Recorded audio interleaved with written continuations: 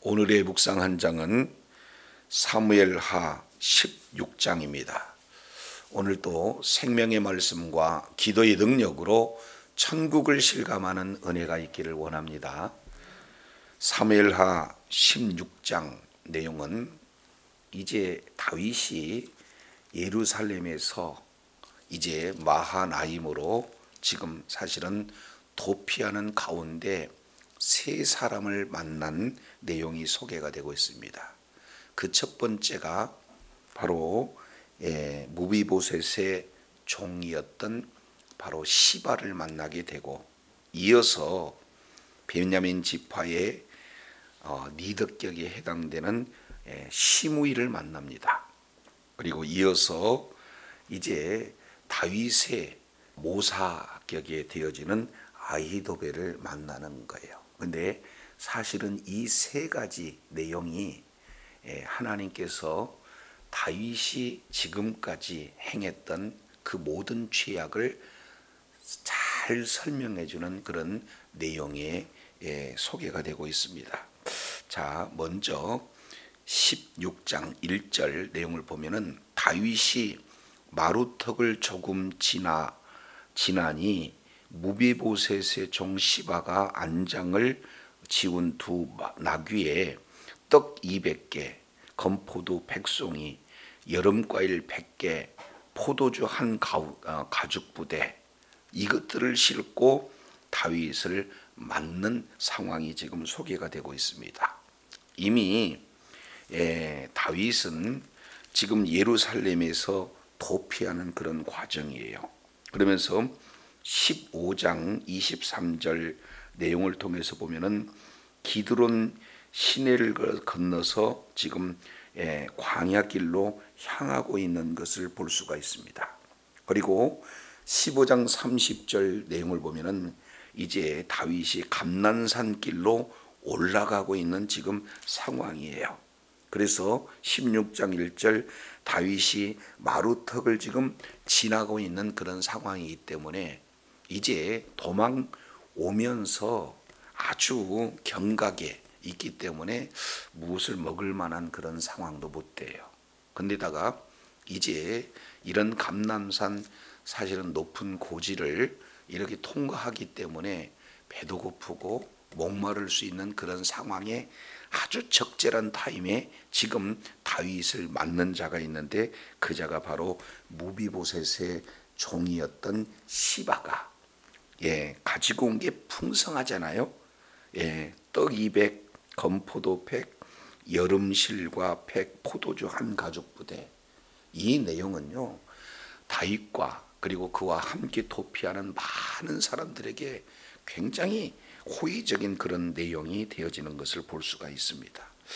자, 그런데 여기서 등장하고 있는 시바는 어떤 종이냐? 보통 종이 아니라는 거예요. 아주 생활이 넉넉한 종입니다. 사무엘하 9장 2절부터 13절까지 이 내용을 통해서 살펴보면은 이 종이 무려 아들이 15명입니다. 그리고 그 시바에게 딸린 종이 20명이에요. 그러니까 굉장한 가정을 이끌었던 종이었다, 이렇게 볼 수가 있습니다. 그런데 이렇게 다윗에게 지금 도피하는 가운데 찾아와서 호의를 베풀고 있는 그런 상황이에요. 자, 그랬을 때 왕이 그 시바에게 물어봅니다. 내가 무슨 뜻으로 이것을 가져왔느냐 하고 묻자 시바가 대답하죠. 나귀는 왕의 가족들이 타게 하고, 떡과 과일은 청년들이 먹게 하고, 포도주는 들에서 피곤한 자들에게 마시게 하려 함이니이다. 정말로 적절한, 지금 현재 상황에 아주 적절한 그런 좋은 뜻으로 지금 말을 하고 있어요. 그러나 왕이 의구심이 있는 거죠.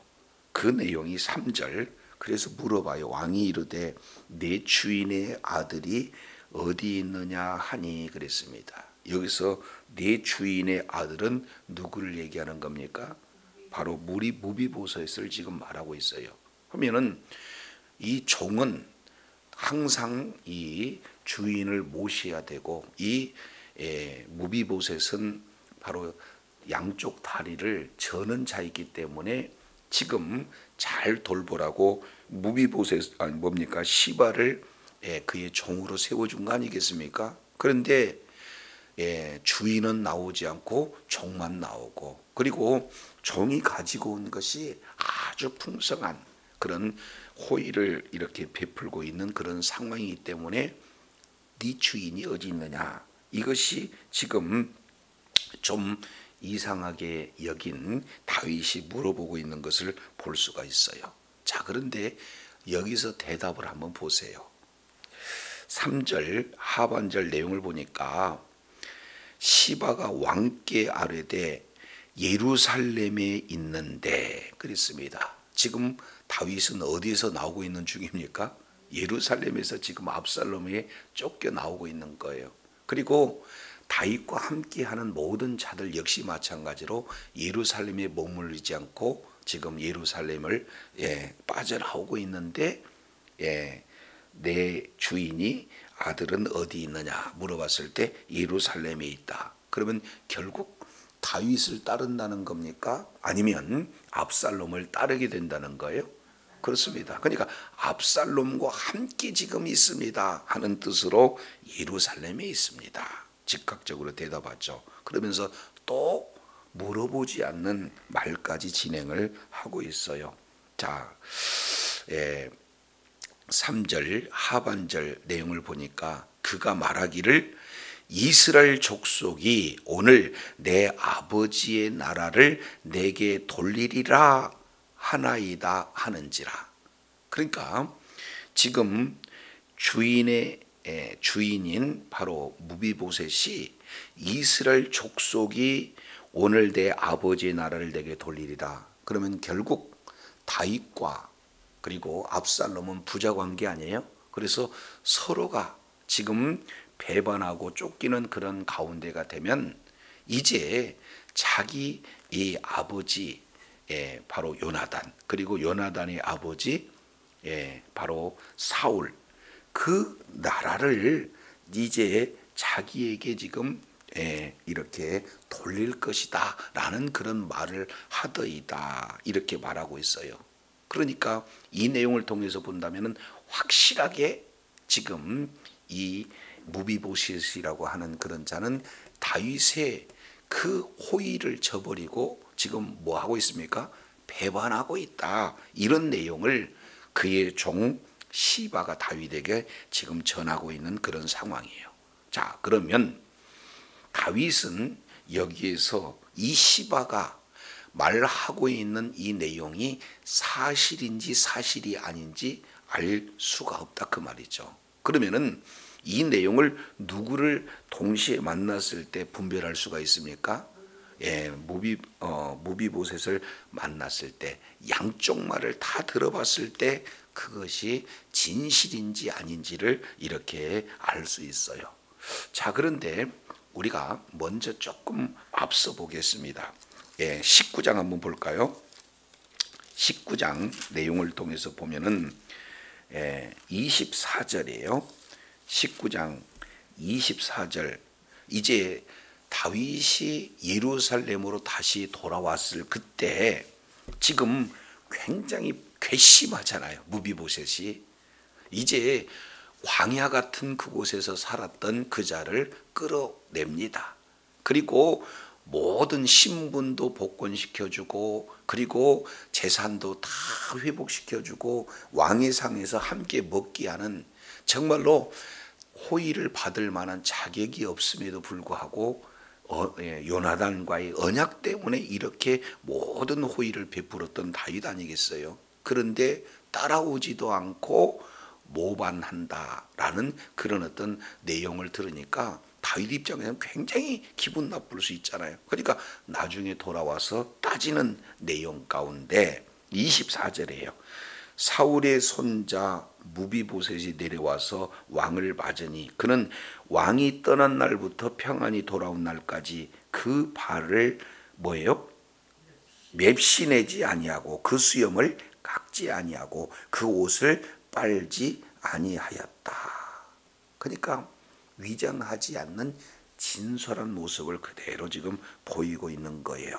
그러면서 25절 예루살렘에 와서 왕을 맞을 때에 왕이 그에게 물어 이르되 무비보셋이여 내가 어찌하여 나와 함께 가지 아니하였느냐. 궁금하잖아요. 물어봤어요. 그랬을 때 대답할 때 내 주 왕이여 왕의 종 나는 절뚝발이므로 내 나귀의 안장을 지어 타고 왕과 함께 가려 하였더니 나의 종이 나를 속이고 나를 내 주 왕에게 참소하였나이다. 내 주 왕께서는 하나님의 사자 같으시니 왕의 처분대로 하옵소서. 그러니까 결국 돌아와서 이 무비보셋의 말도 들어보니까 사실은 누가 더 진솔되어 보여요? 올 때까지 발도 수염도 옷도 이제 학수고대 하고 있는 그런 모습을 이렇게 보는 순간 시바의 말이 맞습니까? 무비보셋의 말이 더 진실인 것 같아요? 그렇습니다. 그러니까 오늘 다윗이 지금 다시 광야의 길로 도망길에 지금 이르렀을 때 만난 이 시바의 그 경우에 정말로 자기가 어려울 때 호의를 베풀고 또 필요한 것들을 공급해 주면서 한 그 말이 과연 이제 진실인가 진실이 아닌가 이거에 대한 분별, 이 내용은 바로 다윗이 지금 결정해야 할 그런 어떤 내용이다. 오늘날 우리도 마찬가지예요. 우리가 공경에 빠지고 누군가의 도움의 손길이 절실할 때 어떠한 생각지도 못한 큰 호의를 베풀면서 하는 그 말을 우리는 어떻게 분별할 것인가 하는 내용을 오늘 지금 다윗에게 호의를 베풀어뒀던 무비보셋의 종 시바의 대화를 통해서 우리가 살펴볼 수가 있습니다. 자, 그런데 이 시바가 얼마나 간교하는가. 4절 왕이 시바에게 이르되 무비보셋에게 있는 것이 다 네 것이라 하니라. 시바가 이르되 내가 절하나이다. 내 주 왕이여 내가 왕 앞에서 은혜를 입게 하옵소서.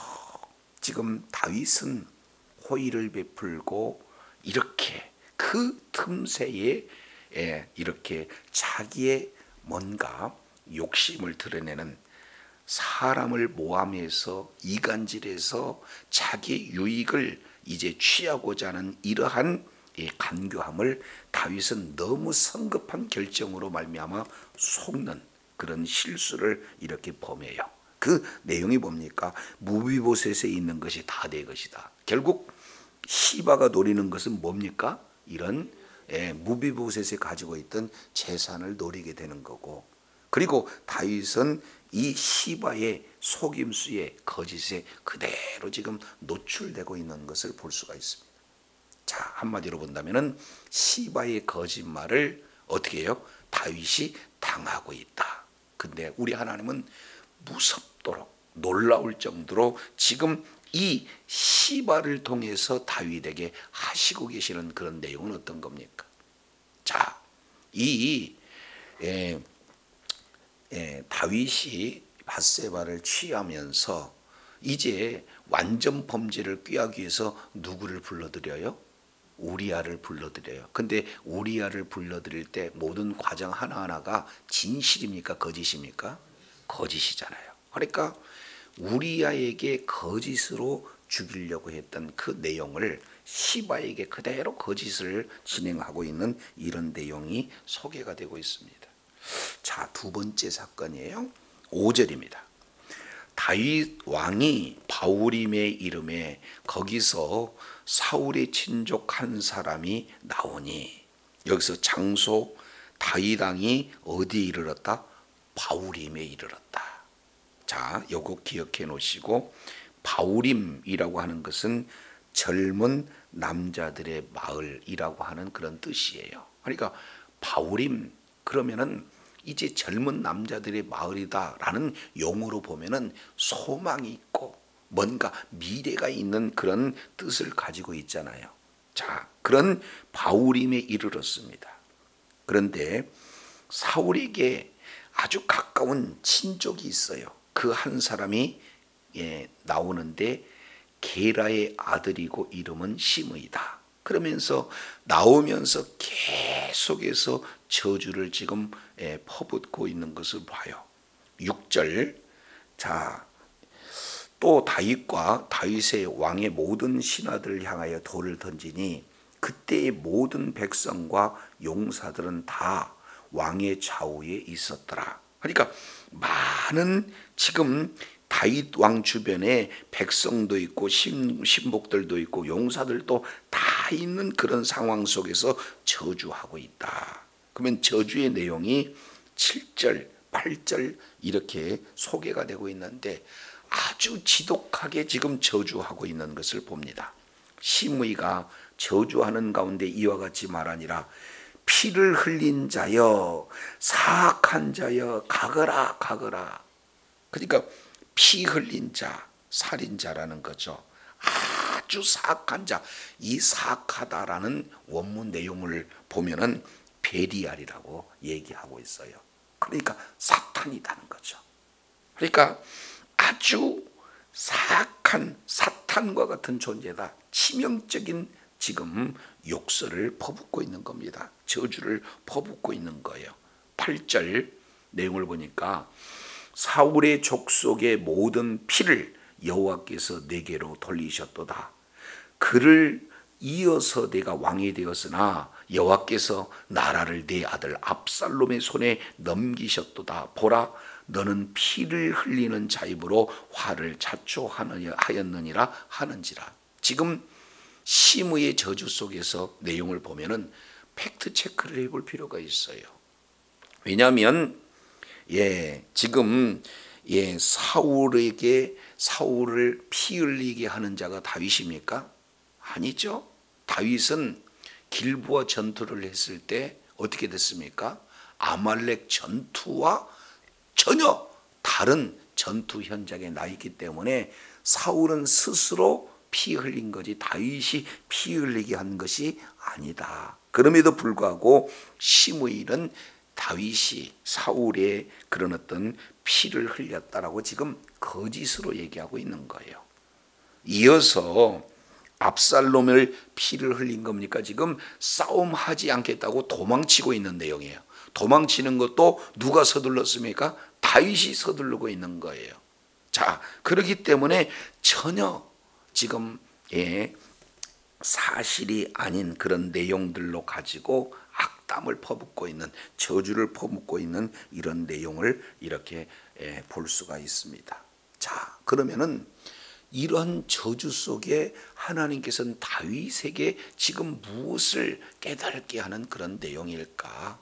도망하는 가운데 시므이를 만나서 이런 저주스러운 내용을 듣게 되는 그 이유는 도대체 무엇일까? 요걸 이해하기 위해서는 다윗이 바울임이라고 하는 장소에 이를 때 이런 저주를 시므에게 들었다는 거예요.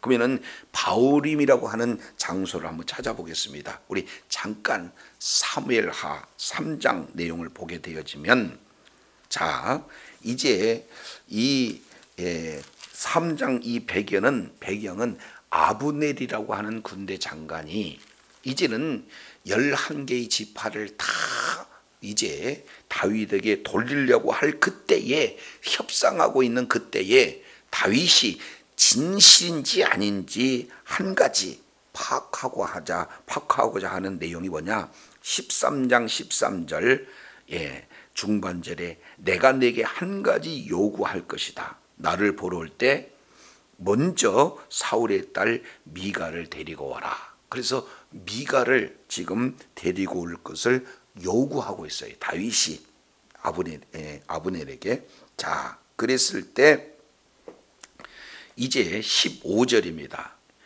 자, 14절 사울의 아들 이스보셋에게 사자들을 보내 이르되 내 처 미갈을 내게로 돌리라. 그는 내가 전에 블레셋 사람의 양피 100으로 정혼한 자이니라. 그래서 미갈은 이미 이제 다른 남자의 아내가 됐는데도 불구하고 이제 미갈을 내게로 돌려라. 다윗이 요구하면서 미갈을 내 처다, 지금 이렇게 주장하고 있어요. 내 아내다라고 주장을 하고 있는 거예요. 자, 그랬을 때 15절 이스보셋이 사람을 보냅니다. 그리고 그 남편 라이스의 아들 발디에게 강제적으로 빼앗아요. 자, 그랬을 때 16절 그 남편이 그와 함께 오되 울며 어디까지 따라왔다? 오늘 만나는 바오림까지 따라갔다. 그런데 아브넬이 그에게 돌아가라. 그러니까 아주 부부 관계가 이제 정말로 아껴주는 애틋한 관계인 것 같아요. 그러니까 남편이 따라오면서 울며 불며 지금 따라오고 있는 그런 과정입니다. 한마디로 본다면 행복한 가정, 서로가 서로를 사랑하고 위하는 그런 가정을 강제적으로 지금 뭐 하고 있어요? 떼어놓고 있는 거예요. 뭐 때문에? 자신의 그런 어떤 왕이 되는 정통성을 위해서 지금 한 가정을 무참히 지금 파괴하고 있는 이런 내용입니다. 그런데 이것이 그저 쓱 지나가는 것 같은데 다윗이 지금 압살롬에게 도피하면서 만난 지금 시므의 저주 속에서 이렇게 악담을 퍼붓고 있는 것을 볼 수 있습니다. 그러니까 이제 미갈을 돌려받을 때는 그 남편, 지금 그 남편이 눈물을 흘리지만 지금 여기에서는 누가 사실상 누가 눈물을 흘리는 장면이에요? 다윗이 지금 눈물을 흘리고 있는 그런 어떤 장면이에요. 정말로 어거지로 지금 이런 저주 소리를 듣고 있는 그런 내용이 지금 소개가 되고 있습니다.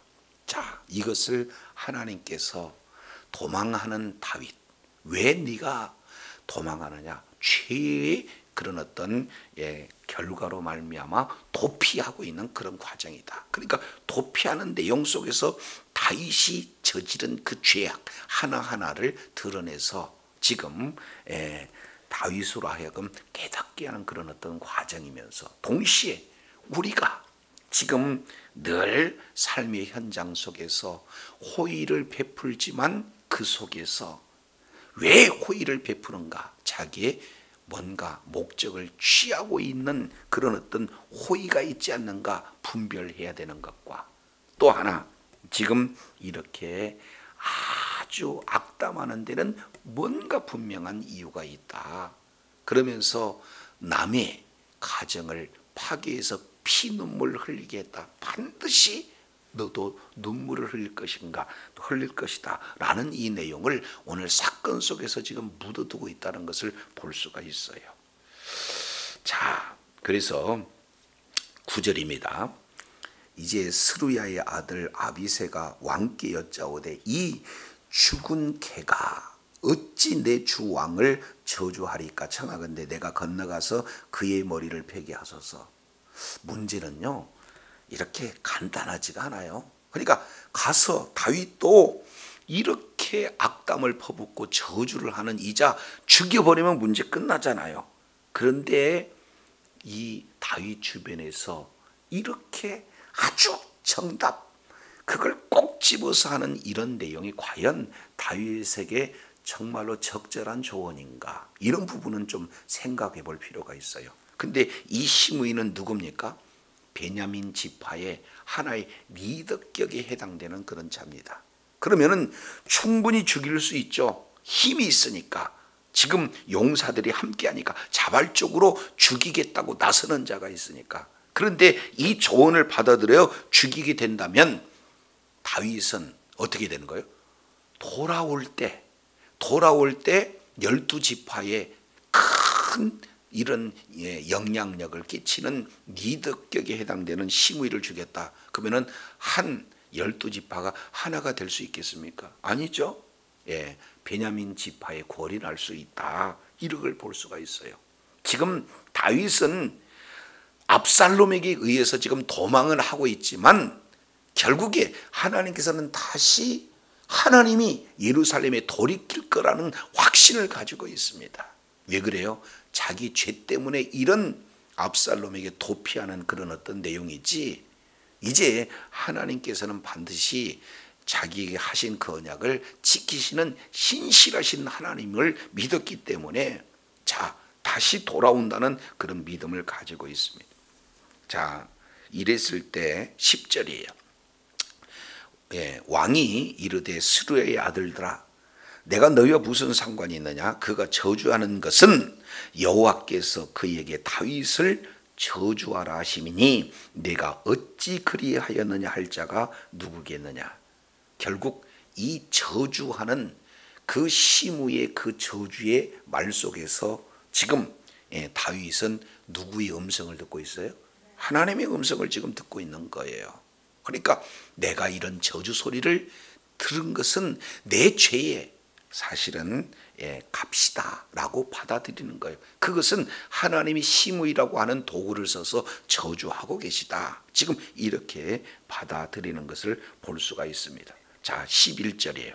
또 다윗이 아비새와 모든 신하들에게 이르되 내 몸에서 난 아들도 내 생명을 해하려 하거든 하물며 이 베냐민 사람이라 여호와께서 그에게 명령한 것이니 그가 저주하게 뭐해라? 버려둬라. 지금 이렇게 얘기했어요. 혹시 여호와께서 나의 원통함을 감찰하시니 오늘 그 저주 때문에 여호와께서 선으로 내게 갚아주시리라 하고 그랬습니다. 그러니까 이제 전적으로 하나님께서 이제 행하신 그 일, 여호와께서 그에게 명령하신 것이다. 자, 이렇게 말하는 것은 하나님의 절대 주권을 지금 인정하고 있는 다윗을 볼 수가 있어요. 그러니까 도망하는 그 길 가운데서도 이제 하나님과의 관계가 이제 회복이 되고 신앙이 회복이 되고 사람의 소리에서 하나님의 음성을 듣는 놀라운 그런 회복의 역사가 이루어지고 있다라는 사실을 이렇게 살펴볼 수 있게 됩니다. 자, 이어서 이제 아히도벨, 여기에서 정말로 아주 엄청난 지략을 지금 이렇게 베푸는 내용입니다. 결국 그 내용은 뭔가 백주의 후궁들을 동침하게 함으로써 이제는 압살롬에게 절대적으로 따르게 하는 그런 계략이 아히도벨에게 이어지는 거예요. 이것은 왜 그렇습니까? 자, 왕이 몰래 밧세바를 취했으나 나단 선지를 통해서 너는 백주에 이런 일들을 당할 것이다 미리 말하고 있어요. 그러니까 오늘 세 사람이 등장하고 세 사람의 그런 내용 속에서 가만히 봤더니 이것은 다윗이 지난날 죄 지은 것에 대한 내용을 우리 하나님은 조목조목 지금 드러내고 계시다라는 사실을 이렇게 살펴볼 수가 있습니다. 오늘 이 세 사람과의 도피하는 가운데 지금 보여주는 이런 내용을 통해서 우리가 이제 정말로 이제 신앙생활을 하는 그런 어떤 모습 속에서 이제 정말로 이 죄에 대한 아주 위중함, 이 내용을 깨닫고 동시에 이제 어떤 사람과 대화 속에서도 정말로 하나님의 이제 인도함을 받아서 하나하나 정말로 무엇이 진실인가 이런 내용들을 잘 분별해낼 수 있는 지혜를 달라고, 분별을 달라고 하나님 앞에 기도해서 이제 모든 사건 속에서 모든 대화 속에서 이제 하나님의 바른 뜻을, 바른 인도함을 받는 그런 내용은 이제 오늘 시므의 이런 내용 속에서도 한 사람의 말 속에서 하나님이 말씀하고자 하는 의도가 무엇인가, 바로서 하나님의 뜻을 이렇게 구하는 그런 자리에 있어서 정말로 이제 이 시바에게 내린 이런 어리석은 결정이 아니라 이런 저주 속에서도 하나님의 음성을 듣는 분별력이 있으므로 하나님 앞에 쓰임을 받되 의로운 병기로 쓰임받는, 그래서 하나님께 존귀하게 쓰임받는 복된 자리에 있기를 예수 이름으로 축원합니다. 기도하겠습니다. 하나님 아버지, 오늘 다윗은 도피하는 가정 가운데 세 사람을 만납니다. 시바를 만나고 시므이를 만나고 그의 친구 또 이렇게 이 아히도벨을 만납니다.